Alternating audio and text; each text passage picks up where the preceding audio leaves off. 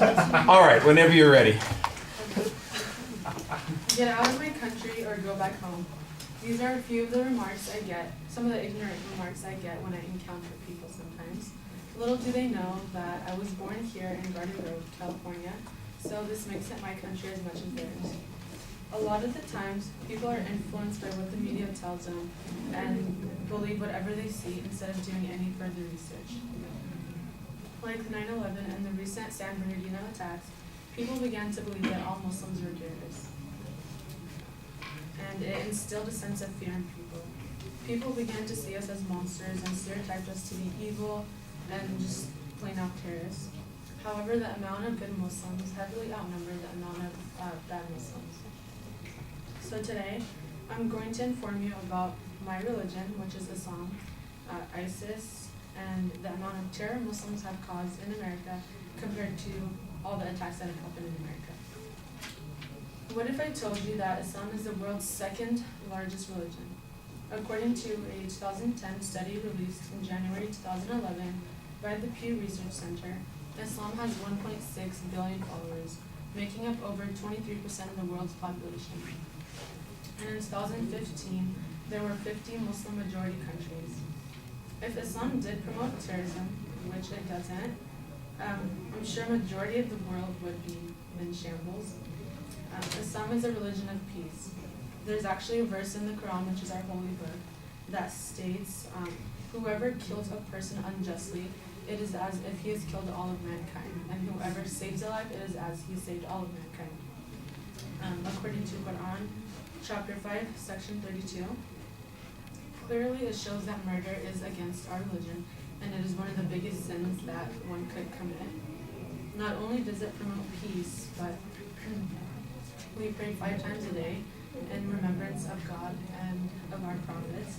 We give charity regularly and ask for His forgiveness. Islam is very similar to Christianity in a way. We both believe in one God, we both believe in Jesus, and majority of our prophets are the same. However, it's just, we say it like in Arabic, so people just think that they are different, but they're not. The Islamic State of Iraq and Syria, formerly known as Al-Qaeda, is an aligned organization known as ISIS. It has been seizing cities in Iraq, carrying out mass killings, and endangering innocent civilians, according to theonion.com. As Barack Obama once stated, we are not at war with Islam, we are at war with people who have perverted Islam. They try to portray themselves as religious leaders, holy warriors in defense of Islam. We must never accept the premise that they put forward because it is a lie, nor should we grant these terrorists the religious legitimacy that they seek. They are not religious leaders, they are terrorists.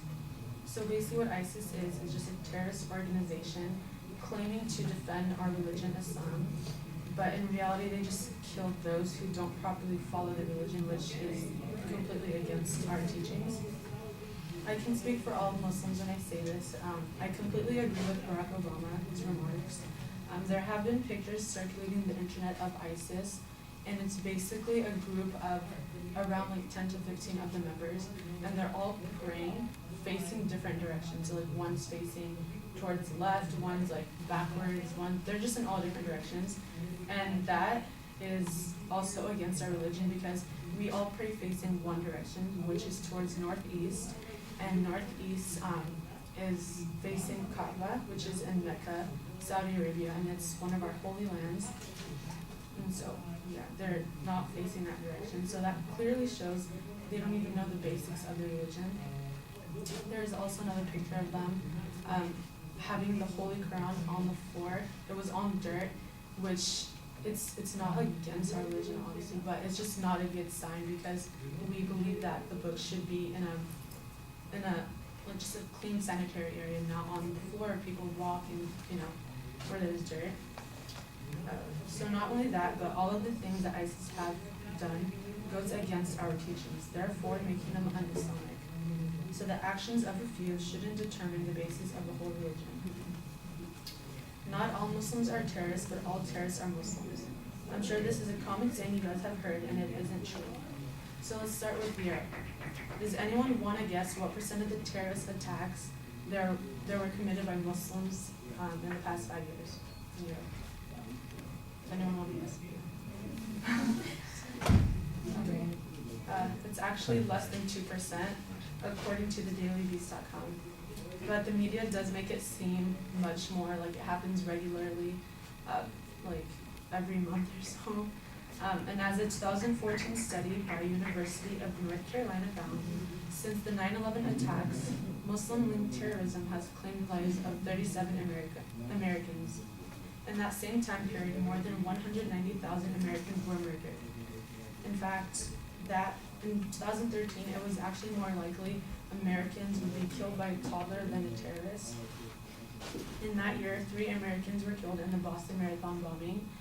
And how many people did toddlers kill in 2013? It was actually 5, all by accidentally shooting a gun. I don't mean to point fingers when I say this, but in 2012, a man by the name of James Holmes committed a mass shooting, killing 17 people and injuring 70. He was a Caucasian Christian man, and no one called him a terrorist. In that same year, a man with a similar description by the name of Adam Lanza shot 20 students and 6 teachers at Sandy Hook Elementary School. There was also Dylan Luke, who shot up a black church, an AME church, a shooting that happened recently at a Planned Parenthood clinic, and Christopher Mercer, who shot his fellow students at a college in Oregon. According to NBCNews.org, white Americans are the biggest terror threat to America. The New America Foundation found that twice as many people have died in attacks by right-wing groups in America than by Muslim extremists since 9/11. In conclusion, though many believe Muslims are the biggest threat to the world, that's only what the media makes it out to seem. With further research or even visiting a mosque, people will be able to see what Islam really preaches and believes in. Thank you.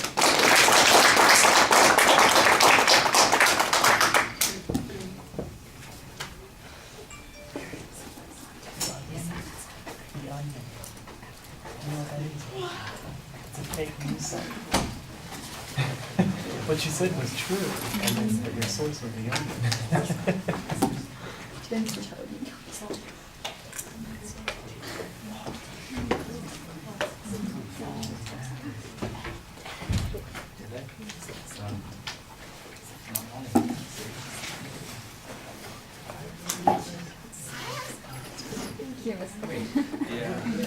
And I was standing on something. Shoot, I was supposed to do.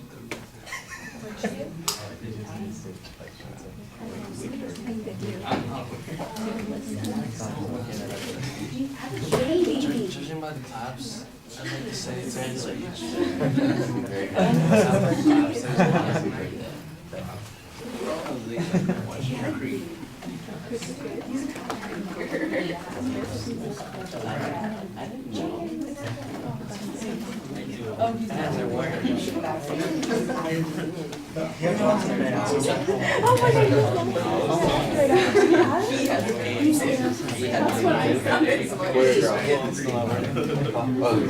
It keeps coming up, asking me if I want to log in on the network, which it does that all the time. And usually what I do is I just log in so that I don't have to worry about the notification thing coming up all the time. But except it's not letting me log in, and it's irritating me.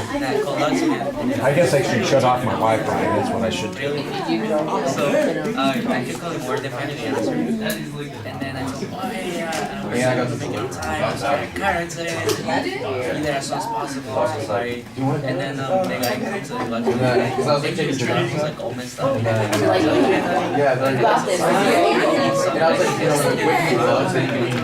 was still messed up. I was like, hey, can I take a picture of your car? I told my boss that I had a car accident. So it's okay, I took a picture of it. I got to work and oh yeah. Matthew, you, and then it gets complicated. I know you guys, you're just chatting, but when I start talking, can you stop so we can get this done? Okay. Matthew, you came in after the speech, right? yeah. Yeah, okay. Well, maybe we can trade. Maybe somebody else who was here can switch. You know, that's possible. Hannah, are you here? Yeah. Did you hear the speech? Yes. Could you offer some comments, and then we'll put Matthew in your spot when Abby speaks? Okay, I thought you had a really good thesis. It gave us a broad overview of like what you're going to be talking about. However, I didn't find it as like a persuasive speech because in the thesis you said, I want to inform you about Islam, and this is a persuasive speech. So maybe if you just said like, I want to get you guys to change some of your point of views or something, it would have come across as that. You had really good information and you cited all your sources. You gave a lot of examples. I know you weren't trying to do this when you said like you weren't trying to point fingers, but I don't know if it's like the best approach to try to find a blame to somebody else. I get you were trying to just use examples of talking about how like it's not all Muslims that do this too, like Caucasians do this and other races do this, but I don't know if it's like the best approach to kind of like try to blame other people, but I know you weren't trying to do that. And then you had a really good conclusion of summing it all up, so yeah, thank you. That's nice. I think that you did a nice job there explaining. A lot of those things are things that I would be saying too. I like the purpose statement says it's an informative speech, and you don't want to do that. I think you already heard about why perhaps you shouldn't be citing the Onion, even though your information is correct. The source there is a little bit iffy, and that's problematic. I think the tone that comes off when you do the comparison to the different types of terror attacks is a little bit problematic. I understand the position that you're taking. Say, let's look at this in context. Look, we have hundreds of, I don't want to say hundreds, but we have a lot of these mass shootings that occur, and they're committed by all kinds of people, and the fact that Muslims are sometimes identified as the most active group seems to be inaccurate. I'd like to have more of that data that you had from the Daily Beast about European attacks. I think that you use that statistic pretty effectively, but I don't know what that's based on. And I think, for instance, that might be one of those things that mitigates a lot of the stuff that you're talking about, because there are active terror groups in Europe that are interested in all kinds of things. You got Basque separatists, and you've got people in Corsica who just decided, that they want things to be a particular way, and you got there's a lot of stuff that's going on there. I think most of the stuff in Northern Ireland is settled down, but they might still be having some brouhaha that's going on there. So the world's full of crazy people that are doing all kinds of things. I think that's the way you want to portray it. Say, you know what? The world's full of crazy people. Some of them happen to be Muslims, but not all of the crazy people are Muslims. And here we've got a whole list of a variety of those kinds of things. And then maybe that would kind of mitigate the tone that Hannah was talking about there. Your delivery issues they're pretty much the same kinds of things that you've had for most of the semester. You're very quiet, which I understand. That's your personality. That's all right. But I do think you need to have a little bit more energy. Your anxiety's coming out in your feet. You're swinging your legs around and crossing your ankles and all that kind of such. And I think you need to be a little bit more firm when you're talking up there and speaking to us. And your eye contact, you're using the notes a little bit more than you want at this point in the semester. But the content I thought was nicely developed. All right, thank you.